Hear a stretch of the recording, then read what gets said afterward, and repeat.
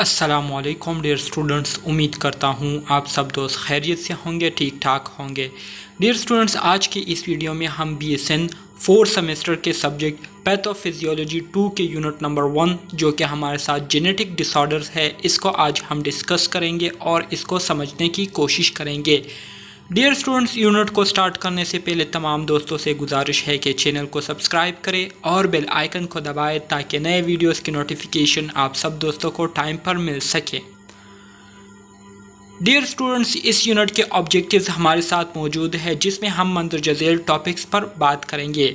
सबसे पहले हम बात करेंगे differentiate between genetic and congenital disorder.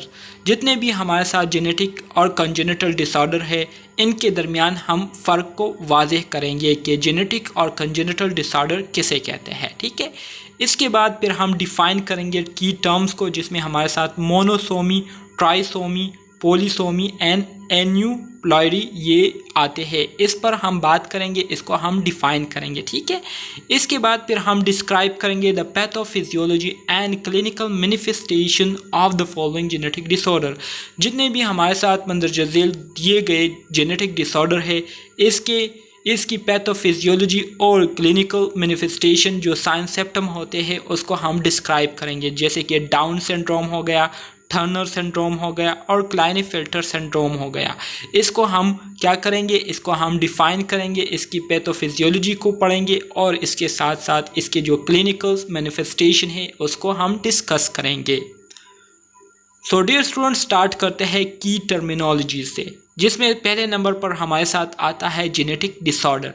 Genetic disorder, जैसे कि इसके नाम से ज़ाहिर हो रहा है, genetics mean genes, disorder mean abnormality. So genetic disorder ये हमारे साथ वो कंडीशन होती है जिसमें हमारे जो जीन्स होते हैं या जीन्स की जो सीक्वेंस होती है उसमें एबनॉर्मेलिटी आ जाती है, और एबनॉर्मेलिटी आने की वजह से हमारा जो ओवरऑल स्ट्रक्चर होता है इंडिविजुअल का वो क्या हो जाता है, वो डिस्टर्ब हो जाता है, एबनॉर्मल हो जाता है। तो इस कंडीशन को कहते हैं जेनेटिक डिसऑर्डर।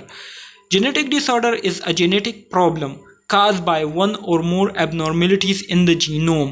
Genetic disorder ये असल में हमारे साथ एक genetic problem होता है जो कि यूजुअली एक या एक से ज़्यादा जो है जीनोम में एबनॉर्मेलिटीज़ आने की वजह से काज होता है। Specially a condition that is present from birth, ख़ास तौर पर उन कंडीशन में जो कि बाय बर्थ जो है वो मौजूद हो इंडिविजुअल ने, ठीक है, या बाय बर्थ जो है वो हुई हो, तो उसको हम क्या कहते हैं, उसको हम जेनेटिक डिसऑर्डर्स कहते हैं।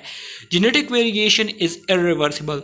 अब हमारे साथ जितने भी जेनेटिक वेरिएशन हुई हो, वेरिएशन से मुराद जितनी भी जेनेटिक एबनॉर्मेलिटीज़ पैदा हुई होती है किसी बंदे में, किसी बच्चे में, किसी इंडिविजुअल में, तो ये इरिवर्सिबल होती है। इरिवर्सिबल से मुराद ये है कि इसका कोई इलाज नहीं होता। ठीक है, कंजेनिटल एनोमली या कंजेनिटल डिसऑर्डर। अब आ जाते हैं कंजेनिटल डिसऑर्डर की तरफ। जेनेटिक डिसऑर्डर को तो हमने डिफाइन कर दिया है कि जेनेटिक डिसऑर्डर ये हमारे साथ वो जेनेटिक प्रॉब्लम्स होते हैं जो कि बेसिकली जीनोम में एक या एक से ज़्यादा एबनॉर्मेलिटी आने की वजह से, जीनोम से मुराद जो जीनोम सीक्वेंस होती है, जीन्स की जो सीक्वेंस होती है उसमें एक या एक से ज़्यादा एबनॉर्मेलिटी आने की वजह से काज होती है। ठीक है, बात करते हैं congenital disorder की। Congenital disorder can be defined as structural or functional abnormality, for example metabolic disorder that occur during intrauterine life and can be identified prenatally at birth or sometime may only be detected later in infancy, such as hearing defect, teratogenic defects etc. is called congenital anomaly या disorder। congenital disorders ये हमारे साथ वो disorder होते हैं जिसमें basically जो individual होते हैं उनका जो स्ट्रक्चर होता है या उसमें एबनॉर्मेलिटी आई हुई होती है, या उनके जो फंक्शंस होते हैं उसमें एबनॉर्मेलिटी आई हुई होती है या एबनॉर्मल हो चुकी होती है। मिसाल के तौर पर मेटाबॉलिक डिसऑर्डर हो गया। मेटाबॉलिक डिसऑर्डर में हमारे साथ डायबिटीज़ मेलाइटिस जो है ये आप एक बेस्ट एग्जांपल ले सकते हैं कॉन्जेनिटल डिसऑर्डर का। ठीक है, जो कि हमारे साथ एक मेटाबॉलिक डिसऑर्डर है that occur during intrauterine life, और ये इंट्रायूट्रीन लाइफ के दौरान ही ये बीमारी, ये डिसऑर्डर जो है ये काज हो जाती है इन फीटस को। ठीक है, so and can be identify prenatally, और इसको जो है हम प्रीनेटली जो है आइडेंटिफाई कर सकते हैं, ठीक है। मतलब जिस टाइम बच्चा पैदा हो जाता है तो उस टाइम इस डिसऑर्डर को हम आइडेंटिफाई कर सकते हैं। और बाज़ औक़ात बच्चा जब थोड़ा सा बड़ा हो जाए तो तब उनमें जो है ये कॉन्जेनिटल डिसऑर्डर को हम आइडेंटिफाई कर सकते हैं, जैसे कि हेयरिंग प्रॉब्लम का होना या हेयरिंग डिफेक्ट्स का होना, ठीक है। कुछ बच्चे ऐसे होते हैं कि उनको जो है आवाज़ सुनाई नहीं देती बचपन में, ठीक है, और ना ही हमें उनका पता होता है कि इस बच्चे को जो है ये प्रॉब्लम हो रही है। लेकिन जब वो बच्चे थोड़ा सा बड़ा हो जाता है तो उसके रिस्पॉन्स से, उनके बिहेवियर से हमें फिर अंदाज़ा हो जाता है कि इस बच्चे को जो है ये प्रॉब्लम जो है लाहक हुई है और इस प्रॉब्लम को सफ़र कर रहा है, ठीक है। Genetic disorders are the result of gene और क्रोमोसोमल अल्ट्रेशन। जितने भी हमारे साथ जेनेटिक डिसऑर्डर है तो इसकी वजह क्या होती है, इसकी जो काजेज़ है वो यूजुअली हमारे साथ जीन्स या क्रोमोसोमल जो सीक्वेंस है या जो फंक्शन है उसमें एबनॉर्मेलिटी आने की वजह से, उसमें चेंजेस आने की वजह से ये डिसऑर्डर काज होते हैं।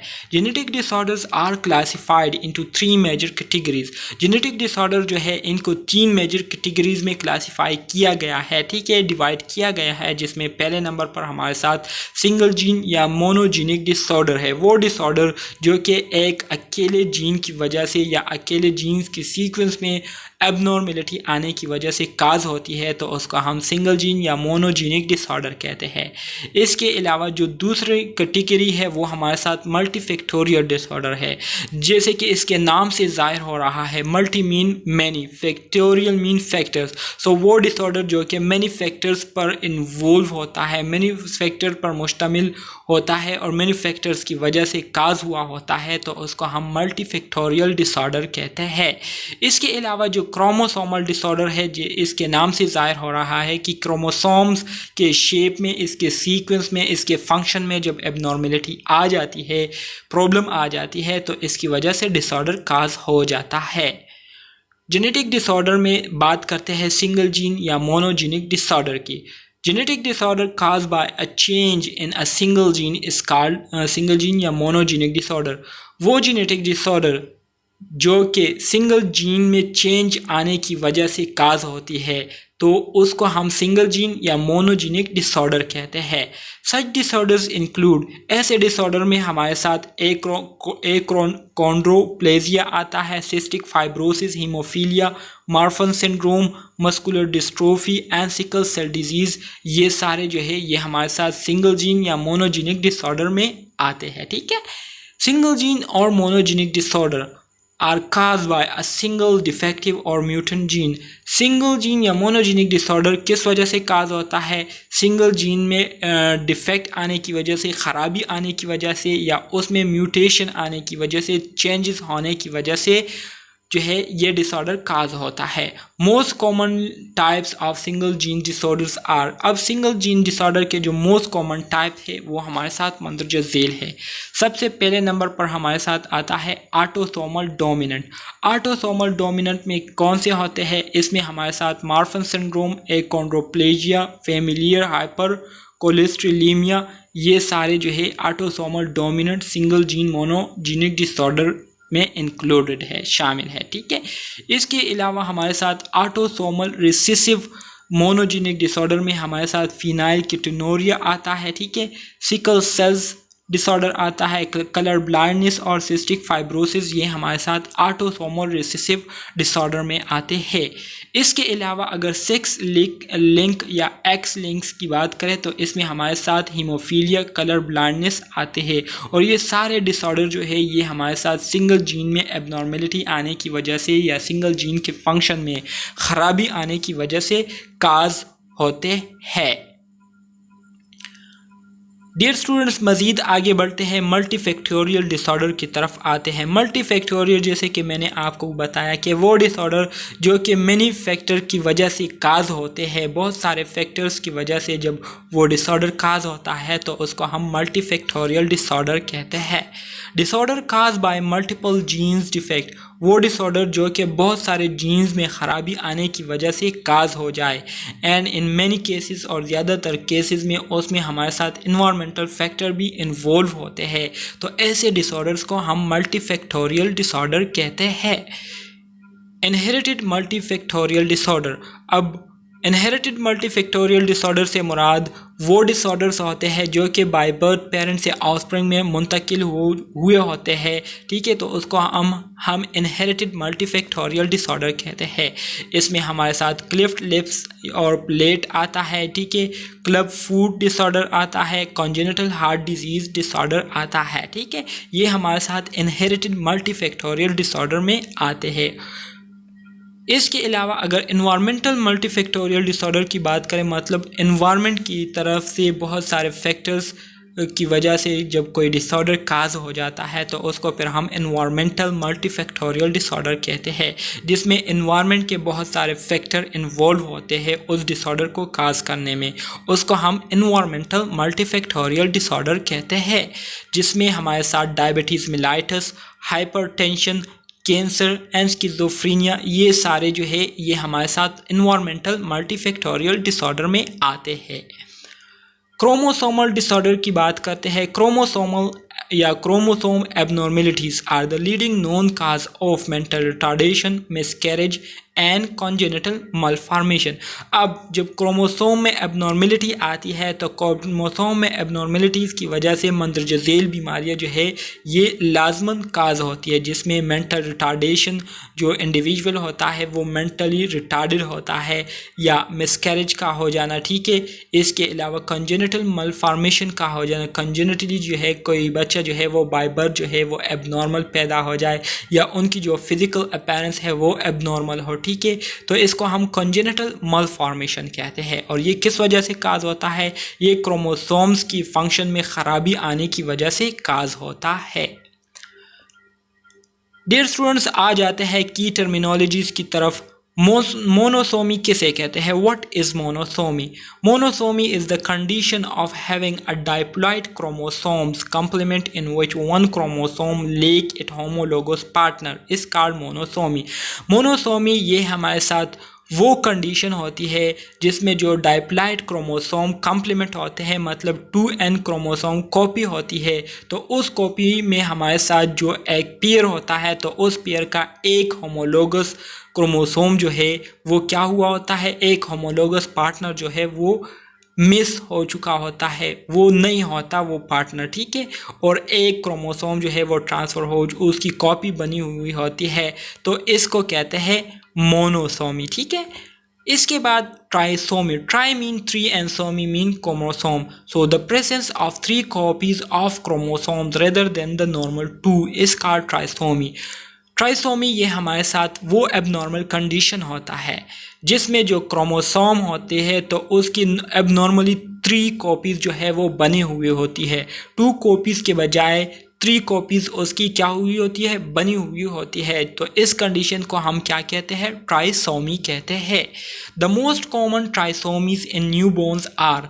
अब जो न्यू बोन्स होते हैं उनमें जो most commonly trisomy condition arise होते हैं, तो इसमें हमारे साथ ट्राइसोमी 13 मतलब क्रोमोसोम नंबर 13 के 3 कॉपीज़ बने हुए होते हैं, जिसकी वजह से उस न्यूबॉर्न में पैटिव सिंड्रोम जो है वो काज हो चुका होता है इस ट्राइसोमी या ट्राइसोमी 13 क्रोमोसोम की वजह से, ठीक है।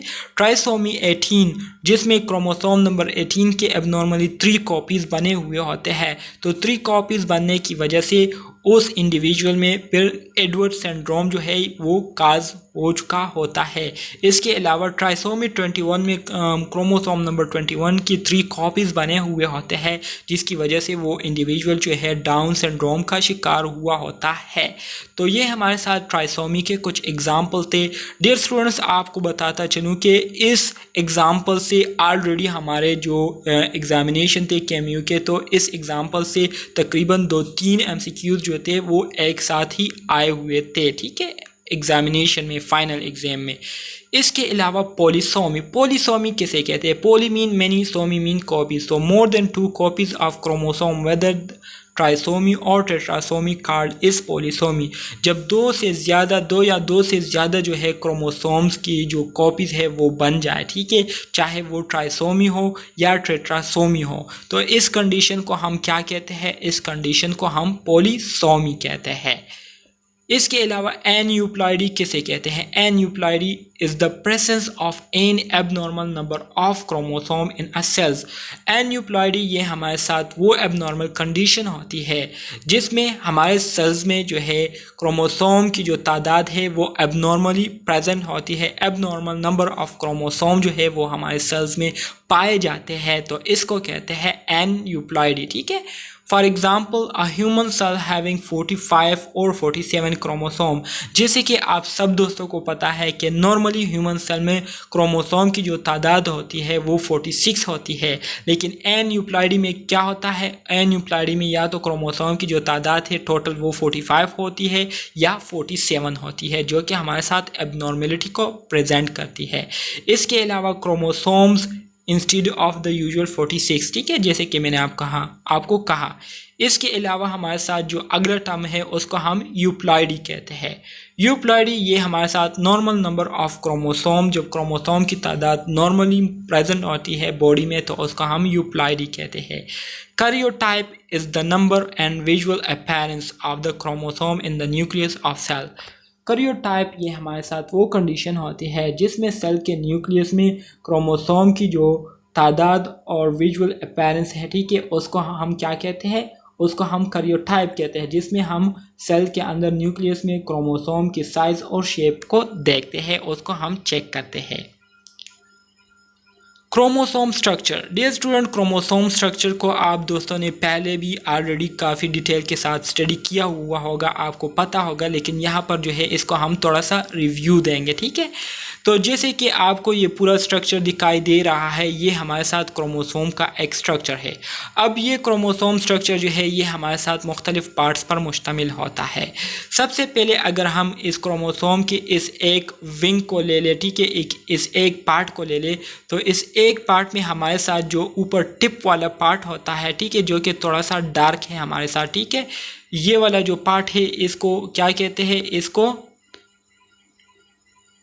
ये वाला जो पार्ट है जिसको मैं येलो मार्कर से मार्क कर रहा हूँ, ये वाला जो एरिया है, ठीक है, इसको क्या कहते हैं? इसको टीलोमियर कहते हैं। इसी तरह से जो डार्क पोर्शन होते हैं इस एक क्रोमेटिन में, ठीक है, एक आर्म में, तो इसको टीलोमियर कहते हैं। इस डार्क एरियाज को हेट्रोक्रोमेटिन कहते हैं, जो कि डार्क कलर पर मुश्तमिल होता है, थोड़ा सा डार्क होता है, जबकि इस टिप एरिया को क्या कहते हैं? इसको टीलोमियर्स कहते हैं। इसी तरह से क्रोमोसोम का जो सेंटर वाला पोर्शन होता है इसको सेंट्रोमियर कहते हैं, और जो लाइट पोर्शन होता है इस आर्म में, ठीक है, तो इसको क्या कहते हैं? यूक्रोमेटिन कहते हैं, ठीक है। तो ये हमारे साथ क्रोमोसोम का एक स्ट्रक्चर है जो कि मुख्तलिफ पार्ट पर मुश्तमिल होता है। Chromosome morphology. Dear students, shape की बुनियाद पर हमारे साथ क्रोमोसोम के मुख्तलिफ अक़साम हैं। सबसे पहले हम बात करेंगे मेटासेंट्रिक क्रोमोसोम की। मेटासेंट्रिक क्रोमोसोम्स ये हमारे साथ वो क्रोमोसोम होते हैं जिनके जो विंग्स होते हैं या आर्म होते हैं ये इक्वली डिवाइड हुए होते हैं बोथ साइड पर, ठीक है, और इसके अंदर इनमें जो सेंट्रोमियर होता है, तो सेंट्रोमियर वो बिल्कुल सेंटर में मौजूद होता है, बोथ एंड के सेंटर में, ठीक है, तो इसको कहते हैं मेटासेंट्रिक। इसके बाद हमारे साथ जो दूसरा टाइप है शेप की बुनियाद पर क्रोमोसोम का, वो हमारे साथ सब मेटासेंट्रिक क्रोमोसोम है, जिसमें जो क्रोमोसोम का एक आर्म है वो लॉन्ग आर्म होता है और दूसरा जो है वो शॉर्ट आर्म होता है, जैसे कि आप इस डायग्राम को देख सकते हैं, ठीक है। इसके अलावा हमारे साथ जो तीसरी टाइप है क्रोमोसोम की शेप की बुनियाद पर, तो उसको हम एक्रोसेंट्रिक क्रोमोसोम कहते हैं, जिसका शेप जो है बिल्कुल आई की तरह होता है, और जो सेंट्रोमियर होता है वो क्रोमेटिड के बिल्कुल जो टर्मिनेटिंग पॉइंट होता है या एंड पॉइंट होता है बिल्कुल वहाँ पर मौजूद होता है, जैसे कि आप इस डायग्राम में देख सकते हैं। Down syndrome mean mnemonic for Down syndrome. Dear student, Down syndrome को जो है इसको याद करने के लिए यहाँ पर एक फार्मूला दिया गया है जिसको डाउन से डिनोट किया जाता है। So D stand for decrease alpha fetoprotein. Down syndrome जिन वजूहात की वजह से काज होती है तो उन फैक्टर्स को इस डाउन में जो है डिनोट किया गया है, प्रेजेंट किया गया है। डी से मुराद डिक्रीज अल्फा फीटोप्रोटीन, जब इंट्रायूट्रीन लाइफ के दौरान बच्चे में अल्फा फीटोप्रोटीन्स की कमी आ जाए तो इस वजह से डाउन सिंड्रोम के रिस्क जो है वो ज़्यादा हो जाते हैं। वन एक्स्ट्रा क्रोमोसोम 21, एक क्रोमोसोम नंबर 21 का एक एक्स्ट्रा कॉपी अगर किसी बच्चे या फीटस में आ जाए तो इस वजह से डाउन सिंड्रोम काज होता है। इसके अलावा अगर वमेन की जो एज है वो ज़्यादा एडवांस हो, मतलब उनकी एज जो है 30-35 हो, तो इस उम्र में जब वो प्रेग्नेंट होती है तो उनमें बहुत ज़्यादा रिस्क होता है कि उनके जो बच्चे हैं वो क्या हो, डाउन सिंड्रोम का शिकार हो चुके हो। इसके अलावा non disjunction during maternal meiosis, maternal meiosis के दौरान नॉन डिसजंक्शन की वजह से क्रोमोसोम या जो जीन का लोकेशन होती है एबनॉर्मल लोकेशन पर जाने की वजह से ये डाउन सिंड्रोम काज होता है। डाउन सिंड्रोम के जो अलामात है वो हमारे साथ मंदरजा झेल है। सबसे पहली अलामत ये है कि इसमें जो हमारे साथ पेशेंट होता है वो मेंटल रिटार्डेशन का शिकार होता है, मेंटली रिटार्डेड होता है, ठीक है। इसके अलावा abnormal pattern of palm creases, जो पाम की क्रीसेस होते हैं, हाथ की जो लकीरें होते हैं, तो उसकी जो पैटर्न है वो एबनॉर्मल होती है, ठीक है। इसके साथ साथ उनका फेस जो है वो फ्लैट होता है, उनके हेयर जो है वो कड़े हुए होते हैं, मतलब सर के हेयर जो है कड़े हुए होते हैं, ठीक है। और जितने भी हेयर होते हैं उन पर दो वो स्ट्रेटली कड़े हुए होते हैं, कड़े आपको दिखाई देते हैं। इसके साथ साथ उनका जो स्टेचर होता है, ठीक है, मतलब उनकी जो हाइट होती है वो शॉर्ट होती है। टर्नर सिंड्रोम की तरफ आ जाते हैं डियर स्टूडेंट। टर्नर सिंड्रोम ये हमारे साथ मोनोसोमी डिसऑर्डर है जो कि एक सिंगल जीन में चेंजेस आने की वजह से काज होती है, और वो सिंगल जीन हमारे साथ एक्स लिंक जीन होता है, ठीक है। Turner syndrome is cause by the complete और partial absence of one of the X chromosome. Turner syndrome ये तब काज होता है जब बॉडी में जो है या बच्चे में एक एक्स क्रोमोसोम मुकम्मल तौर पर या थोड़ा थोड़ा जो है वो क्या हो, वो एब्सेंट हो, गैर मौजूद हो, तो इस वजह से ये कंडीशन अराइज होती है। ओनली अकर्ड इन फीमेल, ये सिर्फ फीमेल में ये टर्नर सिंड्रोम जो है ये काज होता है। टर्नर सिंड्रोम जो है ये सिर्फ फीमेल्स को काज होता है, और तकरीबन हर 25 लाइव बर्थ में जो है वो एक बच्ची जो है वो क्या होती है, इस टर्नर सिंड्रोम का शिकार होती है। हर 25 लाइव बर्थ में एक बच्ची जो है इस बीमारी का शिकार हो चुकी होती है। टर्नर सिंड्रोम की जो अलामात है वो हमारे साथ मंदरजा झेल है। Women are shorter than normal, women जो है वो नॉर्मल से शॉर्ट होती है, उनकी जो हाइट है वो शॉर्ट होती है। इसके अलावा वमेन में जो ओवरीज होती है वो एब्सेंट होती है टर्नर सिंड्रोम कंडीशन में। वमेन को जो है एमिनोरिया होता है, मतलब उनको पीरियड्स नहीं आते। वमेन जो है वो इनफर्टाइल होती हैं, उनमें बच्चे पैदा करने की सलाहियत नहीं होती। इसके साथ साथ वाइडली स्पेस निपल्स के दरमियान जो स्पेस है वो बहुत ज़्यादा होता है। स्केलेटल एबनॉर्मेलिटीज़ उनमें मौजूद होती है। इसके साथ साथ वो हार्ट डिफेक्ट्स का शिकार होती है, मतलब उनके हार्ट में भी ख़राबी होती है। इसके साथ साथ ऑर्टिक कोआर्क्टेशन जो है उनके हार्ट में बनी हुई होती है, मतलब उनके हार्ट में जो ऑर्टिक एरिया है वहाँ पर जो है कोआर्क्टेशन बनी हुई होती है, मतलब वहाँ पर जो है डिविएशन हुई होती है, एक एंगल बना हुआ होता है जिसकी वजह से ब्लड फ्लो फिर नॉर्मली शूट नहीं करती। इसके साथ साथ स्ट्रैबिस्मस का शिकार होती है और नॉर्मल आईक्यू होती है। क्लाइनेफेल्टर सिंड्रोम, क्लाइनेफेल्टर सिंड्रोम जो है ये हमारे साथ पॉलीसोमी है, मतलब मैनी जीन्स में ख़राबी आने की वजह से ये सिंड्रोम काज होता है, जिसे हम क्लाइनेफेल्टर सिंड्रोम कहते हैं। Male has extra chromosome, male में जो है एक्स्ट्रा क्रोमोसोम पाए जाते हैं इस सिंड्रोम में, लाइक XXY या XXY इन मेल्स, ठीक है। Non disjunction during mitotic division, meiotic division के दौरान नॉन डिसजंक्शन की वजह से ये क्लाइनेफेल्टर सिंड्रोम काज होता है। इसके जो साइन सिम्टम्स है वो हमारे साथ मंदरजा झेल है। इसमें हमारे साथ जो पेशेंट होता है उनकी जो हाइट होती है वो टाल स्टेचर का होता है, लेकिन बॉडी प्रोपोर्शन जो है वो एबनॉर्मल होती है, ठीक है। लाइक जो दोनों पैरों की जो हाइट है वो क्या होती है, एक एबनॉर्मल होती है। या तो एक पैर बहुत ज़्यादा लंबा होता है और एक जो है वो थोड़ा सा शॉर्ट होता है। इसके अलावा दोनों हाथों की जो प्रोपोर्शन है, ठीक है, वो क्या हो सकती है, वो एबनॉर्मल हो सकती है। Later in life body look like female, और जब ये लड़का थोड़ा सा बड़ा हो जाता है तो इसकी बॉडी जो है लड़कियों की तरह दिखाई देती है।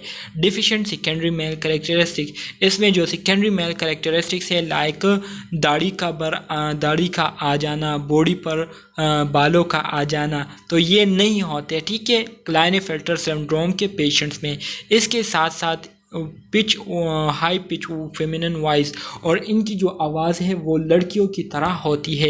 इनफर्टाइल होते हैं, ठीक है, sparse thin facial and body hair, इनके बॉडी और फेस पर जो है हल्के हल्के बाल होते हैं। इसके अलावा इनकी जो टेस्टिस होते हैं वो बहुत ज़्यादा स्मॉल होते हैं। इनमें एजोस्पर्मिया होता है, मतलब इनमें स्पर्म जो है प्रोड्यूस नहीं होते, और इनकी जो IQ लेवल है वो नॉर्मल होती है। तो डियर स्टूडेंट्स, ये था हमारे साथ BSN 4 सेमेस्टर के सब्जेक्ट पैथोफिजियोलॉजी का यूनिट नंबर 1, जो कि मैंने आप दोस्तों के साथ शेयर किया। उम्मीद करता हूँ आपको इसकी समझ आ गई होगी, लेकिन अगर फिर भी कोई मसला है, कोई क्वेश्चन है, तो कमेंट बॉक्स में आप डायरेक्टली मुझसे पूछ सकते हैं। तो मिलते हैं नेक्स्ट यूनिट में, तब तक के लिए अल्लाह हाफिज़।